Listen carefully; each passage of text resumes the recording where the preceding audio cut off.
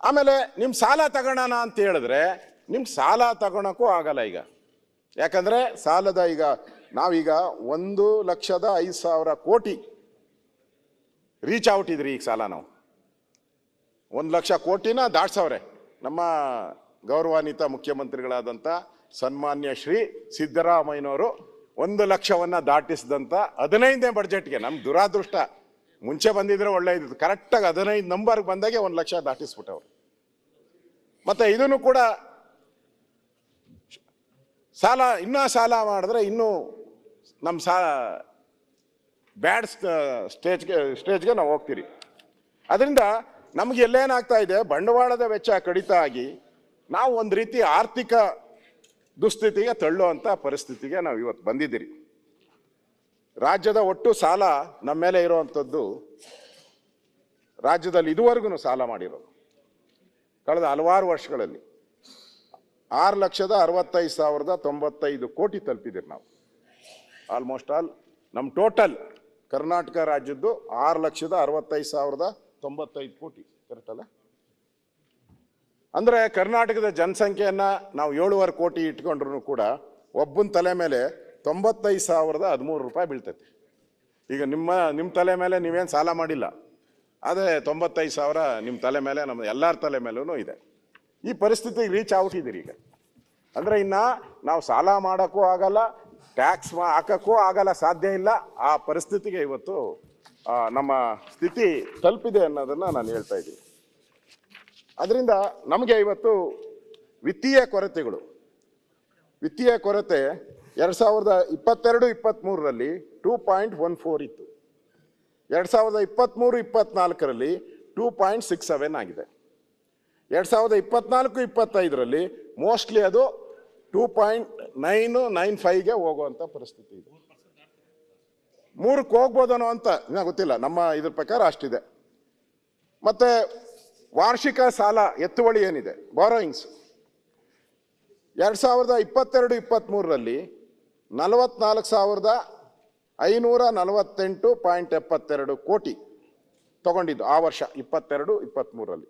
23-24ರಲ್ಲಿ 85,818 ಕೋಟಿ ಸಾಲ ತಗೊಂಡಿದ್ರಿ. ಕೇವಲ 2 ವರ್ಷದಲ್ಲಿ ಸಾಲದ ಪ್ರಮಾಣ 13.6%ಗೆ ಏರಿಕೆ ಆಗಿದೆ. ಈಗ ನಾವು 1,05,000ಕ್ಕೆ ಬಂದಿದ್ದೀರಿ. ವಾರ್ಷಿಕ ಬಡ್ಡಿ ಪಾವತಿ, ನಾವು ಎಷ್ಟು ಸಾಲಕ್ಕೆ ಬಡ್ಡಿ ಕಟ್ತಾ ಇದ್ದೀರಿ ಇಯರ್ಲಿ? 2022-23ರಲ್ಲಿ 28,427.15 ಕೋಟಿ ಬಡ್ಡಿ ಕಟ್ತಾ ಇರೋದು. 28,000 ಕೋಟಿಗೂ ಹೆಚ್ಚು ನಾವು ಬಡ್ಡಿ ಕಟ್ತಾ ಇದ್ದೀರಿ 22-23ರಲ್ಲಿ. 23-24ರಲ್ಲಿ 30,542.79 ಕೋಟಿ.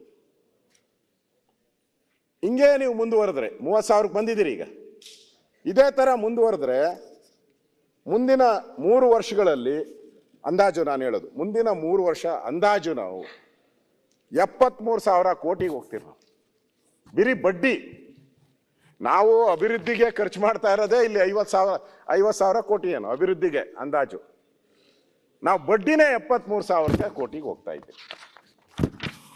ಅದರಿಂದ ನಾರ್ಮಲಿ ನೋಡಿ ಉಪಾಧ್ಯಕ್ಷರೇ, ನಮ್ಮ ಕರ್ನಾಟಕ, ತಮಿಳುನಾಡು, ಮಹಾರಾಷ್ಟ್ರ ಈ ಥರದ ರಾಜ್ಯಗಳೇನಿದೆ, ಇದು ನಮ್ಮದು ದೇಶದ GDP-ಗಿಂತ ನಾವು ಜಾಸ್ತಿ ಇರ್ತೀರಿ ಯಾವಾಗಲೂ ಕೂಡ. ನಾವು ಅಭಿವೃದ್ಧಿ ಹೊಂದಿರೋವಂಥದ್ದು. ನಾವು ಆ ಬೇರೆ ರಾಜ್ಯಗಳ GDP ಕಡಿಮೆ ಇದ್ದರೆ ನಮ್ಮ GDP ಜಾಸ್ತಿ ಇರ್ತೈತೆ. ಕೋವಿಡ್ ಬಿಟ್ಟರೆ ಮೊದಲ ಬಾರಿಗೆ ನಾವು ಆ ನ್ಯಾಷನಲ್ ಆವರೇಜ್ ಇದೆಯಲ್ಲ, ಆ ನ್ಯಾಷನಲ್ ಆವರೇಜ್ಗಿಂತ ಕಡಿಮೆ ಬಂದಿದ್ರಿ. ಕರ್ನಾಟಕ 23-24ರಲ್ಲಿ 6.6 ಆಗ್ಬೋದು, ಆದರೆ ಭಾರತದ ಎಷ್ಟಿದೆ ಅಂದರೆ 7.3 ಇದೆ. ಕಳೆದ ಬಾರಿ ನಾವು ಎಷ್ಟಿದ್ರಿ? 8.1 ಇದ್ರಿ. ನಾವು ಕಳೆದ ವರ್ಷ 8.1 ಇದ್ರಿ, ಈ ಸರಿ 6.6ಗೆ ಬಂದಿದ್ರಿ. ಭಾರತದ ಎಷ್ಟಿದೆ? 7.3 ಇದೆ. ಅಂದರೆ ಪ್ರತಿ ಸರಿನೂ ಕೂಡ ನಾವು ದೇಶದ ಆವರೇಜ್ಗಿಂತ ಮೇಲೆ ಇದ್ದವರು. ಮೊದಲ ಬಾರಿಗೆ ನಾವು ಕೂಡ ಕೆಳಗಡೆ ಬಂದ್ವಿ. ಮೊದಲ ಬಾರಿ ಅಲ್ಲ, ಕೋವಿಡ್ ಇದ್ದಾಗ ಬಂದಿದ್ರಿ ನಾವು, ಈಗ ಮತ್ತೆ ಬರ್ತಾ ಇದ್ದೀರಿ. ಅದರಿಂದ ನಾವು ಎಲ್ಲಿಗೆ ನಮ್ಮ ವೇಗ ಹೋಗ್ತಾ ಇದೆ, ನಾವು ಎಲ್ಲಿ ತಪ್ಪು ಮಾಡ್ತಾ ಇದ್ದೀರಿ ಅಂತ ಸರ್ಕಾರ ತಿಳ್ಕೊಬೇಕು ಅನ್ನೋದು ಅಷ್ಟೇ. ಇದರಲ್ಲಿ ಬಡ್ಜೆಟ್ಟು ಸಿದ್ದರಾಮಯ್ಯನವ್ರ ಬಡ್ಜೆಟು ಅಲ್ಲ, ನನ್ನ ಬಡ್ಜೆಟು ಅಲ್ಲ, ಇದು ರಾಜ್ಯದ 7.5 ಕೋಟಿ ಜನಗಳ ಮೇಲೆ ಬೀಳುವಂಥ ತೆರಿಗೆ ಮತ್ತು ಸಾಲದ ಹೊರೆ. ಅದರಿಂದ ಇದನ್ನ ನಾವು ಸರಿಪಡಿಸ್ಕೊಬೇಕು. ನಿಜ, ಓಟ್ಗೋಸ್ಕರ ರಾಜಕಾರಣಕ್ಕೋಸ್ಕರ ಮಾಡೋಂಥದ್ದು ಇದ್ದೇ ಇರ್ತದೆ, ಅದು ಬೇರೆ ಪ್ರಶ್ನೆ. ಆದರೆ ನಮ್ಮ ರಾಜ್ಯವನ್ನು ದಿವಾಳಿ ಸ್ಥಿತಿಗೆ ನಾವು ತೆಗೆದುಕೊಂಡು ಹೋಗ್ಬಾರ್ದು. ಯಾರು ಶ್ರಮಿಸಲ್ಲ ಅದನ್ನು. ನಾವು ಈ ಅಭಿವೃದ್ಧಿ ರಾಜ್ಯಗಳೇನಿದೆ ಆ ದೃಷ್ಟಿಯಿಂದ ಇರಬೇಕು ಅಂತ. ಮತ್ತೆ ಪದೇ ಪದೇ ನಾವು ಯಾವುದೇ ರೀತಿ ಅನ್ಯಾಯವನ್ನು ಮಾಡಿಲ್ಲ, ಈ ಬಡ್ಜೆಟಲ್ಲಿ ಎಲ್ಲರಿಗೂ ನ್ಯಾಯವನ್ನು ಕೊಟ್ಟಿದ್ದೀರಿ, ಯಾವುದೇ ಬಡವರಿಗಿರ್ಬೋದು, ವಿದ್ಯಾರ್ಥಿಗಳಿಗಿರ್ಬೋದು, ಹಿಂದುಳಿದವ್ರಿಗಿರ್ಬೋದು, ಯಾರಿಗೂ ಅನ್ಯಾಯ ಮಾಡಿಲ್ಲ ಅಂತ ಹೇಳ್ತಾರೆ. ನಾನು ಚೆಕ್ ಮಾಡ್ಕೊಬೋದು ಒಂದ್ಸರಿ, ನನ್ಗೆ ಸರ್ಕಾರದಿಂದ ತರಿಸಿರೋ ದಾಖಲೆಯಲ್ಲೇ ಹೇಳ್ತಾ ಇದ್ದೀನಿ. ನೀವು ಒಂದು ರೀತಿ ಬಡವರಿಗೆ, ವಿಶೇಷವಾಗಿ ಕೂಲಿ ಮಾಡುವಂಥ ಜನಕ್ಕೆ ಈ ಬಡ್ಜೆಟಲ್ಲಿ ಮೋಸ ಮಾಡಿದ್ದೀರಾ, ಅನ್ಯಾಯ ಮಾಡಿದ್ದೀರಾ, ದ್ರೋಹ ಮಾಡಿದ್ದೀರಾ. ಯಾಕೆ ಅಂತ ಹೇಳಿದ್ರೆ, ಕಾರ್ಮಿಕ ಇಲಾಖೆಯಲ್ಲಿ ವಿದ್ಯಾರ್ಥಿ ವೇತನ, ಇಲಾಖೆಯಲ್ಲಿ ವಿದ್ಯಾರ್ಥಿ ವೇತನ, ಕಟ್ಟಡ ಕಾರ್ಮಿಕ ಮಕ್ಕಳಿಗೆ ನಮ್ಮ ಆಡಳಿತದ ಹಿಂದಿನ ಸರ್ಕಾರ ಹೆಚ್ಚಿನ ಸ್ಕಾಲರ್ಶಿಪ್ ಸೌಲಭ್ಯ ನೀಡುತ್ತಿತ್ತು. ನಿಮ್ಮ ಸರ್ಕಾರ ಕಾರ್ಮಿಕ ಬಂಧು ಅಂತ ಸುಳ್ಳು ಹೇಳಿ ಸರ್ಕಾರ ಬಂದ ನಂತರ ಕಟ್ಟಡ ಕಾರ್ಮಿಕರ ಬೆನ್ನಿಗೆ ಚೂರಿ ಹಾಕಿದ್ದೀರಾ ಅಂತ ಐತೆ.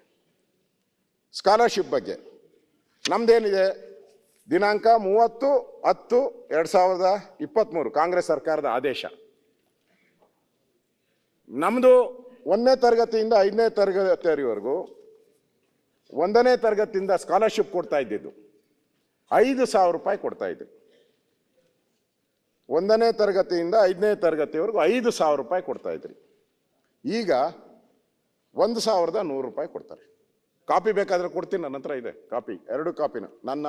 ನಮ್ಮದು ಗೆಜೆಟ್ ಆಗೈತೆ, ನಿಮ್ಮದು ಗೆಜೆಟ್ ಆಗಿರೋ 2 ಕಾಪಿನೂ ನಾನು ಕೊಡ್ತೀನಿ. ಸಭಾಧ್ಯಕ್ಷ ನಿಮ್ಗೆ ತಗೊಳ್ಳಿ, 2 ಕೊಡಪ್ಪ. ಅಲ್ಲಿ 6ನೇ ತರಗತಿಯಿಂದ 7ನೇ ತರಗತಿವರೆಗೆ ಮೊದಲು 8,000 ಕೊಡ್ತಾ ಇದ್ರು, ಈಗ 1,250ಕ್ಕೆ ತಂದಿದ್ದೀರ.